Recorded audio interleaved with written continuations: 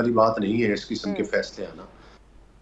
यहाँ पर एक अजीब मंतक है और जिसका हम और काफ़ी और लोग भी इजहार कर चुके हैं, जिसमें कि पार्लिमान में बैठी हुई तमाम सियासी जमातें मां फॉर्म सवाए 47 बिलोच भाई फॉर्म जी 47। अच्छा आफ्ताब भाई सुन ले। आफ्ताब साहब कर आगे रहा हूं कि इस प्रोग्राम में फारूक सत्तार को लाए और वो कुरान पर अच्छा आफ्ताब भाई सुन ले ना, अपनी अपनी बारी पे मुझे पता है सर, मुझे आप लोग का दुख पता है, लेकिन थोड़ा हौसला रखे, बात कर रहे हैं ना। अच्छा उनको बात तो असेंबली है अली गौर साहब डाकू बैठे हुए अल्लाह। अच्छा जी ठीक है सर, आफ्ताब भाई जरा उनको बात करने दें, आप अपने पॉइंट्स लिख लें, मैं आपको पूरा मौका दूंगी, मैं सुनती हूँ आपका दुख सुनती हूँ, फिक्र ना करें। जी अली गौर बलोच साहब मुकम्मल करें। मेरी आफ्ताब साहब से गुजारिश है, इंतहाई मोहतरम है भाई हैं, काफ़ी दिनों बाद मुलाकात हुई है। हर प्रोग्राम में आफ्ताब भाई की कोशिश होती है कि दूसरे की बारी में हर दफ़ा बोलते हैं कि नहीं मैं तैयार था उसके लिए, लेकिन मैं गुजारिश करूँगा अगर वो बोलना चाहते हैं तो मैं उनको पहले ऑफर करता हूँ, वो एक दफ़ा अपनी सारी बात मुकम्मल कर लें, फिर जब मैं अगर 1-2 मिनट बोलूँ तो वो प्लीज़ उसमें हमें इंटरप्ट ना करें प्लीज़। नहीं अली गौर बलोच साहब वो फिर भी करेंगे, उन्होंने आप ही की तो बात का जवाब दिया है। आप क्या समझते हैं? आप कंटिन्यू करें ना, बंद कर दें क्योंकि उनको माइक बंद करना तो अपनी एक मिनट असल में माइक बंद करना अच्छा नहीं लगेगा। नहीं माइक बंद करना अच्छा नहीं लगेगा। आफ्ताब जहांगीर साहब जरा प्लीज थोड़ा सा रिलैक्स करें सर, मैं आपको टाइम देती हूँ ना। अली गौर बलोच साहब का अनइंटरप्टेड मौक़िफ़ सुने। जी अली गौर बलोच साहब जी देखिए गुजारिश ये है कि जितने लोग भी हैं वो तमाम लोग ये समझते हैं, including people's party, including even जो इनके साथ भी इत्तेहाद में कुछ पार्टीज हैं, मतलब है कि जो शायद इवन मौलाना फजल रहमान भी, वो भी अदालतों के बारे में उनके भी तहफ़्फ़ुज़ात हैं, और वो तहफ़्फ़ुज़ात ये हैं कि अदालतों के बारे में जितनी मर्जी मीडिया पे ट्रोलिंग कर ली जाए, जितनी मर्जी एक तरफ से गालियाँ दे दी जाए, चाहे इनका वो जो सेक्रेटरी इंफॉर्मेशन है रऊफ साहब के क्या नाम है, वो चाहे अदलिया को टाउट बोल दे या कोई किस किस्म के मर्जी गलत अल्फाज बोल दे, किसी पर तौहीन अदालत नहीं लगेगी।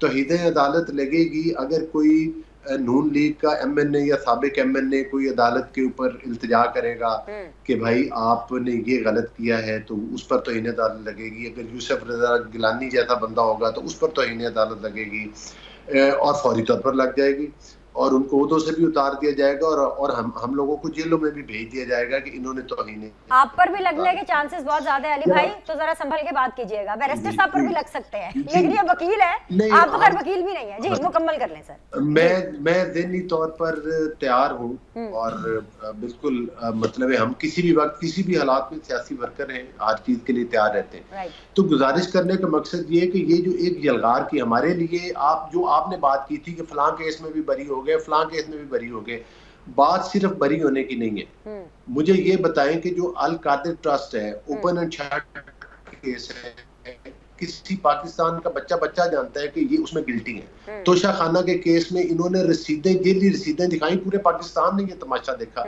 हर किसी को पता है कि जेन्युइन केस है, और उसमें भी आप कहते हैं कि ये बरी हो गए। फिर खास तौर पर जो साइफर वाला मामला है, जिसमें कि उन्होंने खुद तस्लीम किया कि ये मेरे हाथ में साइफर है, मैं खेलूंगा, खुद तस्लीम किया और खुद कहा कि मेरे पास, और इन पर वो केस क्या है, साइफर का नहीं, साइफर चोरी करने का केस है कि इन्होंने कौम को दिखाया और उसको छुपाया और पेश नहीं किया, तो वो केस था। वो खुद तस्लीम कर रहे हैं कि मेरे पास साइफर है, और कह भी रहे हैं बाद में जी कि गुम हो गया, उसमें भी उनको बरी कर दिया गया।